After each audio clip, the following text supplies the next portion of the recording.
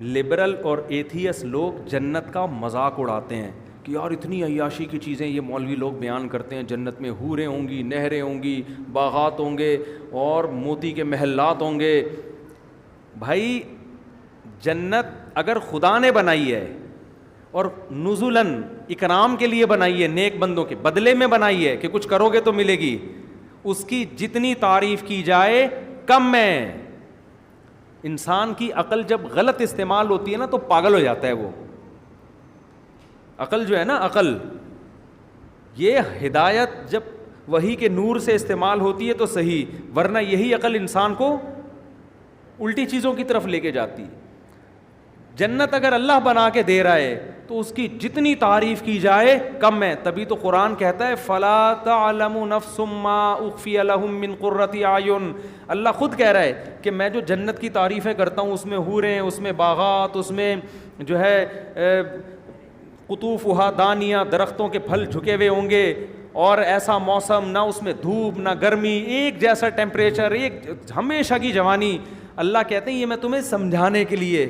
حقیقت یہ ہے کہ کسی نفس کو خبر نہیں ہے، نہ کسی کے دل میں خیال گزرا کہ میں نے اپنے بندوں کے لیے ان کی آنکھوں کی ٹھنڈک کا کیسا سامان چھپا کے رکھا ہوا ہے۔ یہ دیکھ کے پتہ چلے گا، یہ بتانے سے پتہ نہیں چل سکتا۔ تو قرآن کہہ رہا ہے ایک نمبر لوگوں کے لیے اولئک ھم الوارثون، یہ لوگ وارث ہیں، الذین یرثون الفردوس، جو فردوس کے وارث بنیں گے۔ وارث کا کیا مطلب؟ باپ کی جائیداد بالآخر بیٹے ہی کے پاس آتی ہے، چاہے وہ محنت کرے یا نہ کرے۔ اللہ کہتے ہیں یہ جنت کے والے وارث تم ہی بنو گے۔ جیسے باپ کی وراثت بیٹے سے کوئی چھین نہیں سکتا، یہ جنت بھی تم سے کوئی چھین نہیں سکتا، لازمی ملے گی اگر ان اعمال کو اختیار کرو گے۔ آگے قرآن کہتا ہے، فوراً ایک اشکال ہوتا ہے، اے اللہ یہ جنت ملے گی کب؟ قرآن کیسے انسان کی نفسیات کو جانتا ہے نا۔ ہم تو مر کے مٹی ہو کے ختم ہو جاتے ہیں، یہاں تو ہمیں کوئی جنت ونت نظر نہیں آتی۔ تو قرآن کیا کہتا ہے؟ اس وقت ملے گی جب دوبارہ زندہ ہوگے۔ انسانی عقل کہتی ہے دوبارہ زندہ کیسے ہوں گے بھائی، قبروں میں تو ہڈیاں ختم۔ قرآن آگے دلیل دیتا ہے وَلَقَدْ خَلَقْنَا الْإِنسَانَ مِنْ سُلَالَةٍ مِّن طِينٍ۔ اللہ کہتے ہیں ہم نے تمہیں بنایا کیسے، اس پروسیس کو تو دیکھو۔ مٹی سے اسپم بنتے ہیں۔ ماں اور باپ گوشت کھائیں گے یا سبزیاں کھائیں گے، یہی ہوتا ہے نا۔ وہ سبزیاں کہاں سے نکلی ہیں بھائی؟ جو ماں اور باپ جس سے ایگز بنتے ہیں اور اسپم بنتے ہیں، وہ کس خوراک سے بنتے ہیں نا۔ وہ خوراک یا تو گوشت ہوگی یا سبزی ہوگی۔ سبزیوں میں آلو ہے، پیاز ہے، ٹماٹر ہے، پالک ہے، جو بھی ہے، گوبھی ہے۔ آپ زمین کو کھودتے ہو، اس میں کیا آلو پیاز ٹماٹر نظر آتا ہے آپ کو؟ اتنا سا بیج ہوتا ہے، اس بیج میں ایک سافٹ ویئر انسٹال ہوتا ہے جس کا کام یہ ہوتا ہے، اگر وہ خربوزے کا بیج ہے اس میں ایک سافٹ ویئر ہے جس کا کام صرف زمین، گوبر، پانی، مٹی کو میسج دینا ہے کہ اس دفعہ گوبر، پانی، مٹی کے ملاپ سے خربوزہ بنانا ہے۔ وہ صرف اس کے لیے رکھا ہوا ہے، وہ بیج خربوزہ ہے نہیں، تبھی وہ بیج تو ختم ہو چکا ہوتا ہے تھوڑے دنوں میں۔ آم کی گٹلی زمین کو میسج دیتی ہے کہ پانی ملے گا، دھوپ ملے گی تو کیا بننا ہے؟ آم۔ وہ مٹی ہے جس کو ایسے خوبصورت مراحل سے گزار کر ہمارا رب انار، آم، خربوزے، انگور بناتا ہے۔ اور گوشت جب کھاتے ہیں تو وہ گوشت بھی جانوروں نے زمین کی چیزوں کو کھا کے، وہ بھی کس سے؟ اسی سے تو گوشت بنتا ہے۔ مٹی ہے، قرآن کہہ رہا ہے جو اتنے پروسیس سے گزارتا ہوں، سب سے پہلے مٹی سے، مٹی کے خلاصے سے تمہیں میں کیا کرتا ہوں، تمہیں میں نے بنایا۔ ثم جعلناہ نطفۃ، پھر میں نے اس کو نطفہ بنایا، اسپم بنایا۔ اسی خوراک کے ذریعے کیا بنتا ہے؟ باپ کے جسم میں، مرد کے جسم میں اسپم بنتے ہیں، جس کو قرآن نطفہ کہہ رہا ہے، فی قرار مکین، اس کو ماں کے رحم میں ایک مضبوط ٹھکانہ دیتا ہوں میں۔ آپ نیٹ پہ سرچ کریں، ایک قطرے میں ملینز جرمز ہوتے ہیں، ملینز، جو خوردبین سے نظر آتے ہیں، لیکن اور اتنے دھاگے جیسے، لیکن اللہ کہتے ہیں ماں کے رحم میں اس کو زبردست ایسا پاورفل ٹھکانہ دیتا ہوں کہ ٹس سے مس نہیں ہوتا، ہل نہیں سکتا وہ اپنی جگہ سے۔ جب کروڑوں اسپم میں سے ایک اسپم کامیاب ہوتا ہے نا ماں کے بیضے میں، انڈے میں جانے میں، تو ایسا اس کو مضبوط ٹھکانہ دیتا ہوں۔ ثم خلقنا النطفۃ علقۃ، جیسے ہی اس کو ٹھکانہ ملتا ہے، اس منی کے قطرے کو میں خون کے لوتھڑے میں تبدیل کر دیتا ہوں. یہ پروسیس کتنا عجیب ہے, لیکن ہمیں عجیب کیوں نہیں لگ رہا؟ اس لیے کہ ہم اپنی آنکھوں سے ہوتا ہوا دیکھ رہے ہیں. ورنہ مٹی سے منی بنانا, منی کو پھر خون میں تبدیل کر دینا. پھر اللہ کہتے ہیں فَخَلَقْنَا الْعَلَقَةَ مُضْغَةً, اسے پھر گوشت میں تبدیل کرتا ہوں, لحم میں. پھر فَخَلَقْنَا الْمُضْغَةَ عِظَامًا, اسی میں ہڈی پیدا کرنا شروع کر دیتا ہوں. گوشت سے کیا بن رہی ہے ماں کے پیٹ میں؟ ہڈیاں بن رہی ہیں. فَكَسَوْنَا الْعِظَامَ اللَّحْمَ, اس ہڈیوں کے ڈھانچے پر خوبصورت گوشت چڑھا دیتا ہوں. ایک عجیب سی چیز نہیں نکلتی بس گوشت ہڈی بن کے, پراپر پورا انسان بنتا ہے. اسی منی سے اس کا دماغ بن رہا ہے. جب ماں روٹی کھا رہی ہے, کھانا کھا رہی ہے, اس بچے کا برین بن رہا ہے. اتنی باریک باریک رگیں بلڈ کو سرکولیٹ کرنے کے لیے کہ ان رگوں کو اگر آپ کھولیں, چاند سے گھما کے زمین پہ لے آئیں, اتنی بڑی پائپ لائنیں ہیں جن میں خون سرکولیٹ کرے گا.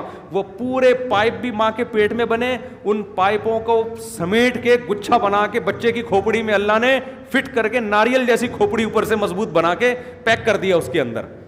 پھر دل بنا دیا اس کا, وہ دل ہارٹ بیٹ شروع ہوتی ہے, گردے, پھیپھڑے, کلیجے, یہ سارے مراحل کس سے ہو رہے ہیں؟ مٹی سے. قرآن مٹی کو کیوں فوکس کر رہا ہے؟ اس لیے کہ اعتراض ہی ہوتا ہے اللہ مٹی سے دوبارہ کیسے بنیں گے؟ تو اللہ کہتے ہیں ابھی تو مٹی سے بن رہے ہو, ابھی بھی تو مٹی سے ہی بن رہے ہو. یہ تو تم نے اپنی آنکھوں سے دیکھ لیا کہ مٹی کیسے خربوزے میں تبدیل ہوتی ہے, مٹی سے کیسے آم بنتے ہیں, مٹی سے کیسے گوشت بنتا ہے, مٹی سے کیسے منی بنتی ہے, مٹی سے کیسے ماں کے بیضہ بنتا ہے. پھر ان کا ملاپ سے, اسی خوراک سے, پھر جو مٹی سے بنتی آ رہی ہے اسی سے بچے کی آنکھ, ناک, کان, دل, دماغ, جگر, گردے, پھیپھڑے, کلیجے, یہ ساری کی ساری چیزیں بنتی ہیں. قرآن کہتا ہے ثم انشأناہ خلقا آخر, پھر ایک بالکل الگ تخلیق بنا دیتے ہیں. نخرجکم طفلا, بچہ بنا کے تمہیں ماں کے پیٹ سے باہر نکال دیتے ہیں ہم. یہ بالکل الگ چیز ہے. وہ کیا مٹی کا کھلونا ماں کے پیٹ میں بنایا, اور جب تیار ہو گیا ماں کے بطن سے باہر نکالا, اور ماں کی چھاتیوں میں اس کی خوراک کے لیے دودھ کے 2 چشمے جاری کر دی. ایتھیسٹ تو کہتا ہے اتفاق سے, ایوولوشن کا نتیجہ ہے. وہ بھائی ایوالو خود سے کوئی چیز اپنے آپ کو اتنے اچھے طریقے سے آٹومیٹیکلی نہیں کر سکتی. یہ کیا بات ہے, ادھر پیدا ہوا, ادھر ماں کی چھاتیوں میں دودھ, اسی مٹی سے اب کیا بن رہا ہے؟ دودھ. قرآن آگے کیا کہتا ہے؟ ثم انکم بعد ذلک لمیتون, یہ پورا پروسیس ہوتا ہے, پھر تم جوان ہوتے ہو, کھاتے ہو, پیتے ہو, اس کے بعد پھر تم دوبارہ مر جاتے ہو, مٹی ہو جاتے ہو. اب تم کہتے ہو دوبارہ کیسے اٹھیں گے؟ قرآن کہتا ہے ثم انکم یوم القیامۃ تبعثون, کوئی مسئلہ نہیں ہے جو اتنے سارے پروسیس سے گزار کے مٹی بنا سکتا ہے, وہ اس عمل کو ریورس کر کے دوبارہ انسان بنا سکتا ہے, دوبارہ بنا کے کھڑا کر دے گا اپنے سامنے. سورہ حج میں اس مضمون کو اللہ نے اور انداز سے بیان کیا. یا ایھا الناس, ہے لوگو, اگر تمہیں شک ہے کہ میں کیسے بناؤں گا, فَإِنَّا خَلَقْنَاكُم مِّن تُرَابٍ, دیکھو مٹی سے بنایا, ثُمَّ مِن نُطْفَةٍ, اس مٹی کو منی بنایا, ثُمَّ مِن عَلَقَةٍ, اسے خون بنایا, ثُمَّ مِن مُضْغَةٍ, پھر اسے گوشت بنایا. وہاں اللہ ثم کر کے, پھر یہ ثم کیوں بیان کیا جا رہا ہے؟ 2 مراحل میں بڑا فرق ہے. اللہ کہہ رہے ہیں پھر اس کے بعد یہ ایک نیا کام ہوا ہے, پھر یہ ایک نیا کام ہوا, پھر یہ ایک نیا کام ہوا. سارے نئے کام ہوتے ہوتے تم بچے بن کے ماں کے پیٹ سے باہر آ گئے. پھر ایک نیا کام ہوا, تمہیں جوانی کی دہلیز تک پہنچایا. پھر ایک نیا کام ہوا, تمہیں بڑھاپے کی طرف پہنچایا. لِكَيْ لَا يَعْلَمَ مِن بَعْدِ عِلْمٍ شَيْئًا, سب کچھ جانتے بوجھتے ہوئے بھی سب کچھ بھول چکے ہوتے ہو. تو قرآن کیسے دلائل دے رہے کہ جو خدا یہ کر سکتا ہے اس کو تم کہتے ہو یہ آٹومیٹیکلی ہو گیا. آٹومیٹیکلی تھوڑی ہو گیا, کوئی کر رہا ہے یہ. تو جو یہ کر سکتا ہے وہ دوبارہ کیوں پیدا نہیں کر سکتا؟ آگے قرآن کہتا ہے وَأَنزَلْنَا مِنَ السَّمَاءِ مَاءً, پھر ایسے پیدا کر کے چھوڑا نہیں, آسمان سے ایک اندازے کے حساب سے پانی برستا ہے. فَأَسْكَنَّاهُ فِي الْأَرْضِ, تمہیں ضرورت تھی ہم زمین میں اس کو محفوظ کر دیتے ہیں. ایسے سسٹم زمین میں لگایا ہوا ہے کہ پانی جاتے جاتے غائب نہیں ہو جاتا, ایک سطح پہ جا کے رک جاتا ہے. کیوں؟ جو بچہ پیدا ہوا ہے تاکہ وہ اس پانی سے فائدہ اٹھا سکے. ایوالو کیا ہوتا تو یہ کائنات خود اپنے آپ کو ایسے خوبصورت طریقے سے ایوالو کر رہی ہے کہ جو بچہ آیا ہے تو اس کو ضرورت کیا ہے, ساری ضرورتیں آٹومیٹیکلی پوری ہو رہی ہیں. قرآن کہتا ہے اسکناہ فی الارض وَإِنَّا عَلَىٰ ذَهَابٍ بِهِ لَقَادِرُونَ, ہم چاہیں تو اس پانی کو ختم کر دیں زمین سے. یہ ہم نے سسٹم بنایا ہے کہ ایک جگہ جا کے رک جاتا ہے. پھر قرآن کہتا ہے پھر ہم نے اس پانی سے تمہارے لیے کھجور کے باغات پیدا کیے. پانی مٹی گوبر کے ملاپ سے کیا بن رہا ہے بھائی, کھجور کے باغات, وَأَعْنَابٍ, انگور کے باغات, وَشَجَرَةً تَخْرُجُ مِن طُورِ سِيْنَاءَ, اور زیتون کا درخت پیدا ہوتا ہے. زمین میں آئل تلاش کرنے کے لیے کتنے ہزاروں فٹ گہرائی میں جانا پڑتا ہے.